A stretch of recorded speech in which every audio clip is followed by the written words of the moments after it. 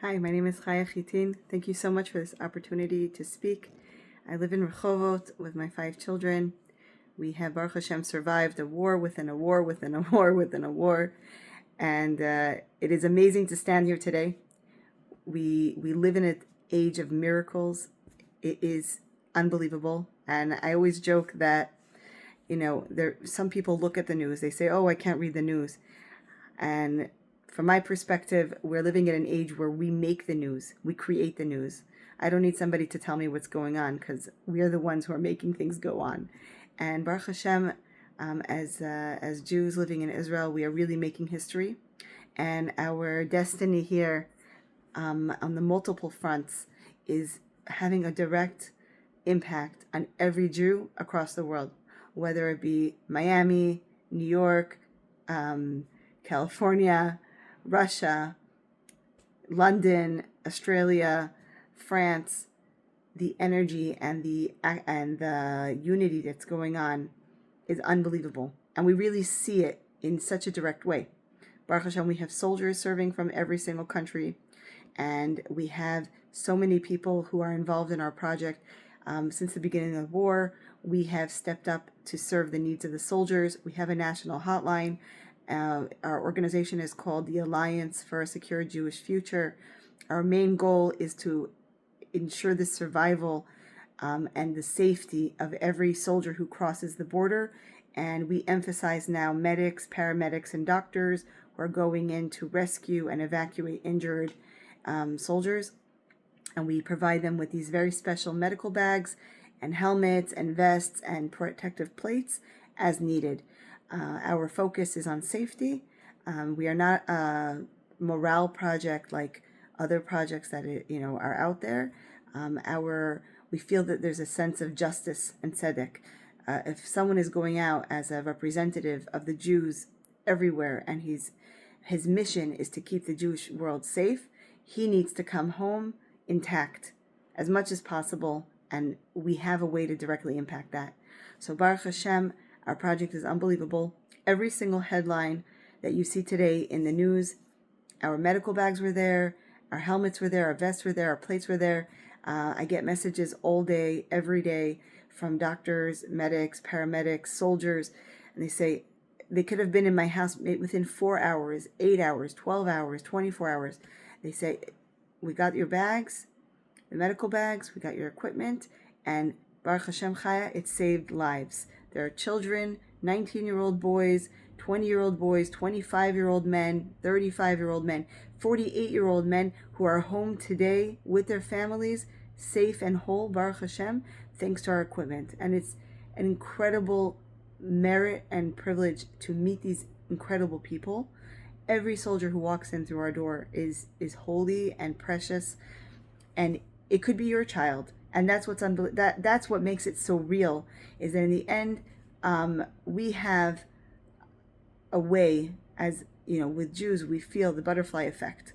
If one person makes a l'chaim in Crown Heights, we feel it all the way in Israel, the simcha, we feel the joy. And chas v'shalom, when terrible things happen, we're all moved. So when it comes to the soldiers, what we really see for us as women living in Israel, and there's so much going on here that's out of our control. We don't know what will be. We don't know what Trump will decide to do. We don't know if we have war again. We don't know if our children won't have school again. For the last 2.5 years, most of the years have been disrupted. So that vacations disrupted, holidays disrupted, no trips and no extra activities. We've been in a semi-lockdown. And as women who we just don't know, we have to raise our children. We want them to be happy. We want them to look forward to the future. So really meeting the soldiers, it gives so much strength, because you see people who have suspended their lives and they've decided, they left their jobs, or, they leave their homes and they go out there, and their one purpose is to protect the Jewish people and to protect our legacy and our destiny so that we can survive to the best of our ability. And whatever they do, mamish has an impact around the world.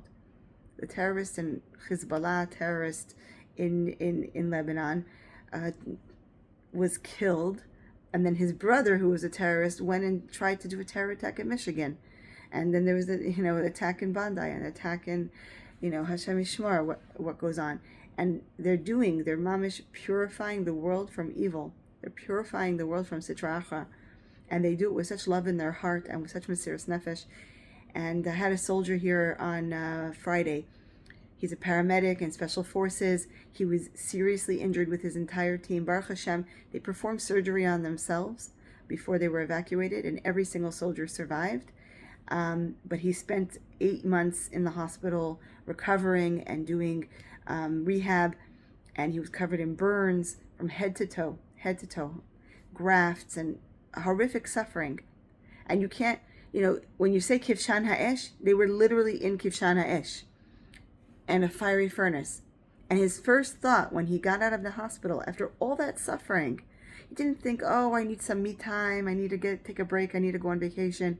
His first thought was, I need to go right back to Gaza, I need to go back to my brothers, and I need to protect this country, I need to protect this nation. And this, when you see this kind of mesiras nefesh, it's not real. It's not anything that can translate in this world. It's the tales of tzaddikim of old times, where the Hasidim who sacrificed every part of their physical comfort and their personal lives. They've suspended their time with their families, seeing their children grow up, getting to know their babies. Some of them have lost their jobs.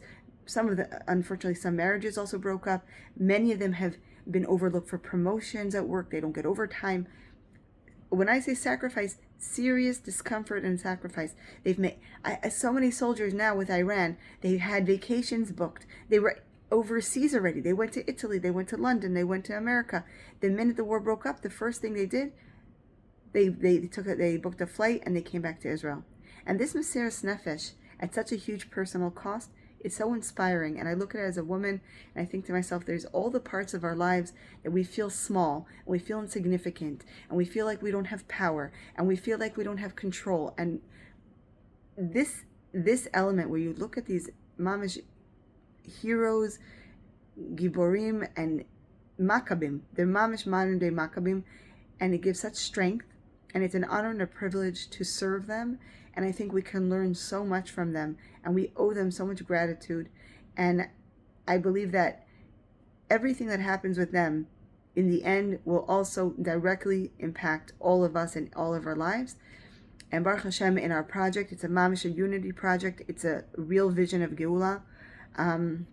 It started out with 100 soldiers who needed helmets. That was 140,000 shekel at the time, which was like a mortgage. And I surrendered to Hashem, and I said, Hashem, you brought this makkah, please bring the refuah. And Baruch Hashem, a Litvish shul adopted the project at the time, and we started out, and Baruch Hashem, today we are over 35,000 soldiers have received helmets, vests, plates, and more, and counting.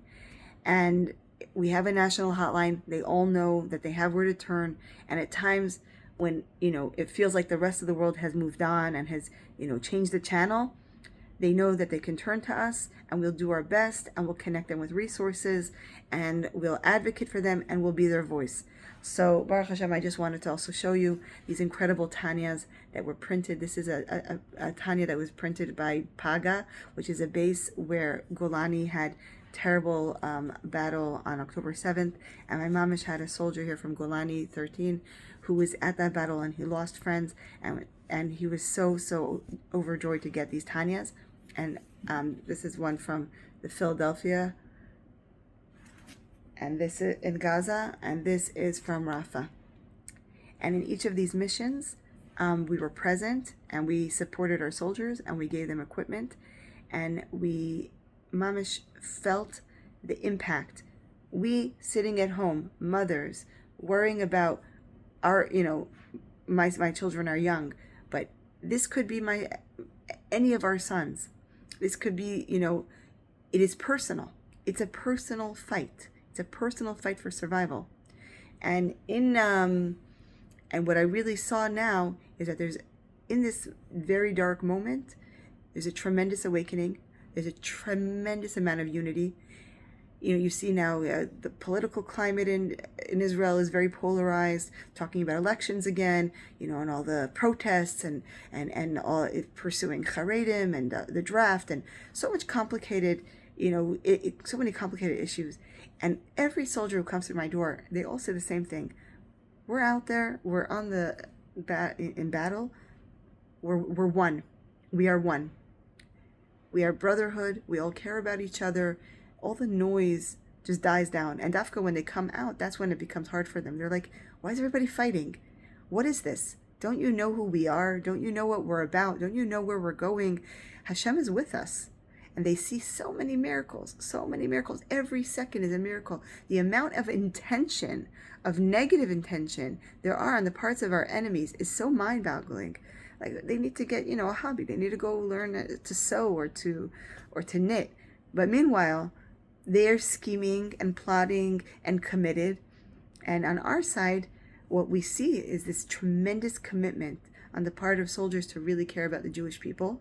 And I find it a huge honor and a zchut every single day. We have soldiers from every walk of life. They come to our house. We have Charedim. We have Hesder, Banish boys who... yeshiva boys from Dati Leumi, soldiers with tattoos and piercings, soldiers marching in Kaplan, people who in any other context, and I see this, I go to the supermarket, I could get attacked for being a frum woman, but when they come to my house, everything is quiet. There's like the Atzmos is there. They see the Rebbe's picture at the entrance. They feel they're getting this equipment. Somebody is fighting for their life. Somebody cares about them. Somebody wants them to be well. Somebody cares about their back. If they have pain, if they have a herniated disc, if their shoulder is dislocated, we're giving them equipment that's safer, that feels healthier and more supportive, and they feel like somebody sees them. And it's mamash avas Yisrael kipshuto, but it's healing and it's spiritual healing. Because the world is so chaotic, and in this moment, in our project, it's like a microcosm of a world where we're dealing with the most beautiful people of humanity, the purest, most selfless heroes, and our partners are also all these people who are activists, who are still fighting for soldiers. They're also people who are putting aside their personal lives to show up for soldiers, and it's a beautiful opportunity to live in that space where everybody's good. There's a world out there where there's chaos and conflict, but in the Geula, everything is quiet. Everything is clear. We know who we are. We know what we're about. We have a vision. And that vision is we want a better world. We want a safer world. We want a world that people are good and giving and charitable and caring. And I really feel like as dark as this war is, and the costs and the lives that were taken too early, and all the injured, with all this darkness and these challenges, the war has crushed us to illuminate the world. It's crushed us to bring out the sweetest nectar and the sweetest souls. And these Tanyas we've given out to soldiers, you have to see how they light up their faces. Chassidus, they want to learn and they want to be a part of it. And you feel the awakening. They're walking the land. They're walking in Gaza. They're walking in Hebron. They're walking in Tulkarem, Jenin. They're walking in Lebanon and Syria. And they're davening and they're learning and they're singing and they're connecting to who they are and who they and who we are as a people. And it's a tremendous zchut to be a part of their stories, to see them, to witness them, to hear them, and to support them. And I want to thank you again for this opportunity to share their stories. And Hashem should just bless all the Jewish people around the world. We should always feel this oneness. All the divisions that we have in our heads are meaningless when it comes to the Atzmas. And in this quiet moment, when life or death and all the enemies are against us, in the end of days, we are brotherhood, and you really see the DNA. All the faces look the same. I have a million Shmuels and Shlomos and Davids and Menachems and all these different people from all these different walks of life, and I look at them, they all look the same. They all talk the same. We all feel the same. We all think the same. Even when you have a slight division, you vote left, you vote right, you think this, you think that, you're this halacha, that minhag. In the end, in that moment, really, we're all part of a very beautiful tribe, and it's amazing for me to be a part of this and to witness it firsthand. And thank you so much again for this opportunity.